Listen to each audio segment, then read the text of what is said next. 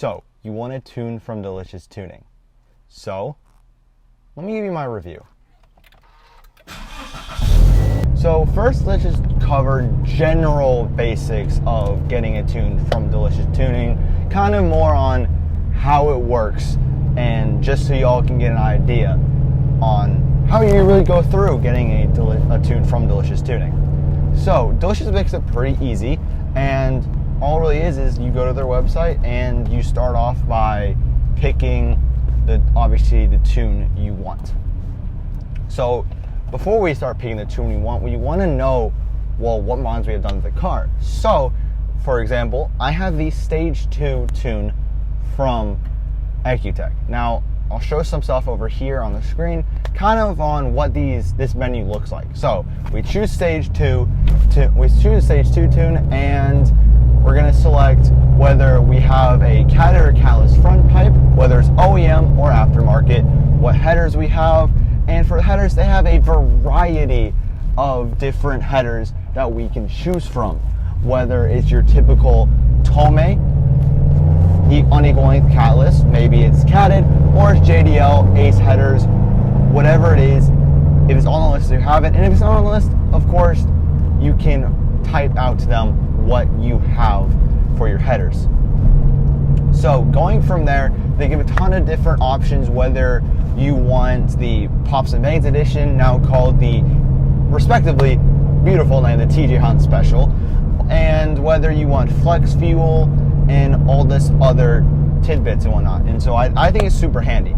So let's kind of move on to what you'll need. So if you have never tuned your car, you're gonna need to buy for them the dongle and desk key kit that comes with the license.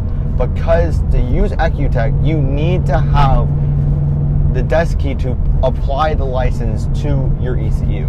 If not, you cannot tune with Ecutech. It's not like the OFT where you spend $500 and you make your own tune. You gotta remember, these are like professional tunes coming from a professional shop and like a Ecutech chosen master tuner. They meet the requirements to be master tuner by Ecutech. So roughly, mine came out, I already have had my car tuned with Ecutech before, but that was by the previous owner with a different setup. So at that point, it was unequal length, like equal length headers, etc., catted, like completely different setup. So mine was about, I think, roughly around $700 to get everything tuned. So not terrible, speaking that when you have dyno time and all these other possibilities to tune your car, it is definitely on the more feasible and more inexpensive side of the spectrum.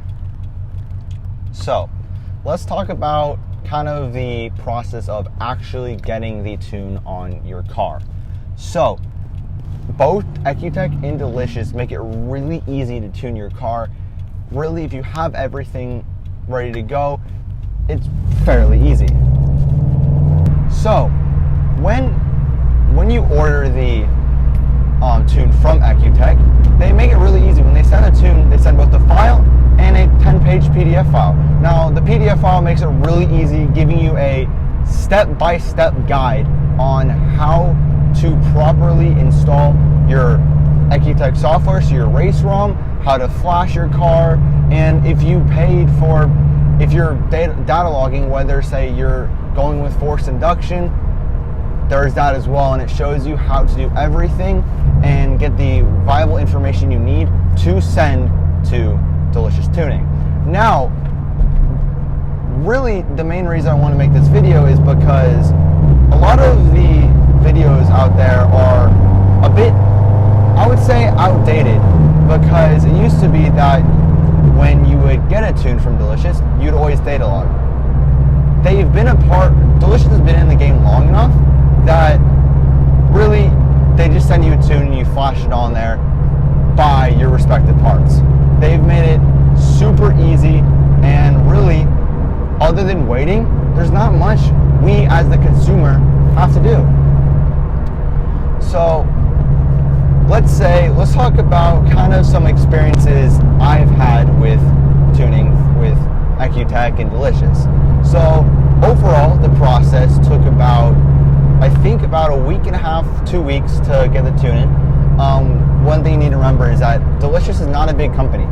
Even with all the exposure they've had from different YouTubers like TJ Hunt or Dustin Williams or Chris Borges or whoever, they're still a small company and it really doesn't run off of many people. So please be patient when waiting for the tunes. Now, in my experience, it was pretty easy. I went with the Stage 2 tune, as I said prior, and I went with the Pops and Bangs or TJ Hunt Special.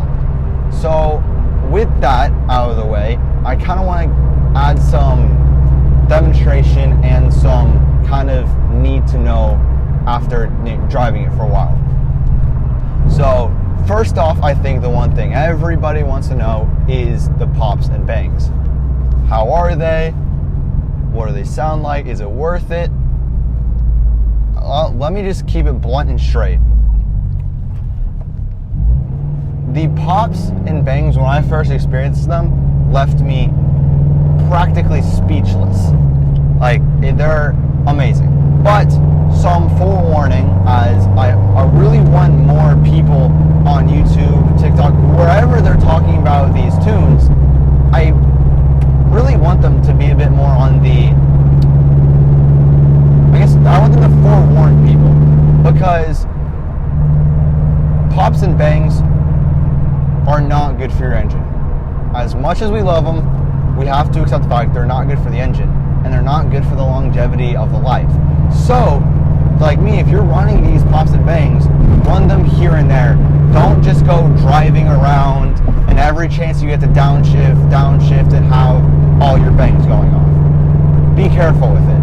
Like, last thing you want to do, or any of us want to see happen, is for our car to get damaged by our own negligence. It sucks. I've done it before. I'm sure some of y'all have done it before, and it's really not a fun way to go.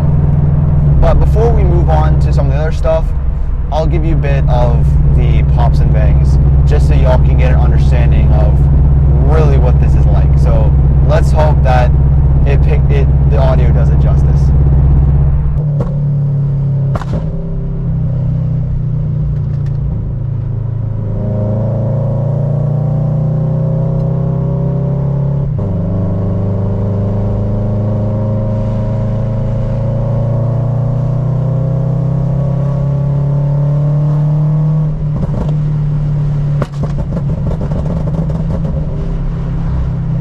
So yeah, it's quite obnoxious, but as you can see, it puts a smile on your face, and you can't not smile at cars being loud and cars being cool.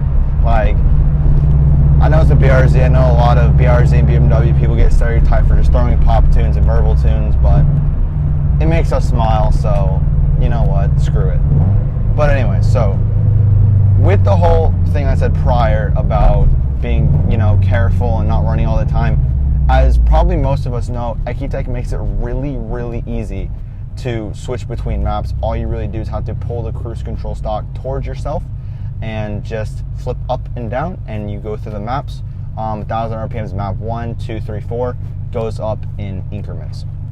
So I haven't driven a ton with the tune, but I've driven enough to get a good understanding of some of the changes that have been made. First off, I just simply and blatantly, the car drives great. Super smooth, really haven't had any issues, and it just honestly feels great. So anyway, so I think one thing that all of us BRZ owners want to know is, well, how does it affect the torque tip?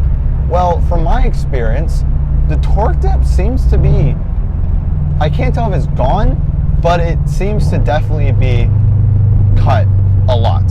The power seems to be a lot more linear, and it really seems to keep up as you go through the RPMs, instead of losing almost like 50% of your power right when you hit 2,500 RPMs. It feels great, and it drives great, to be honest.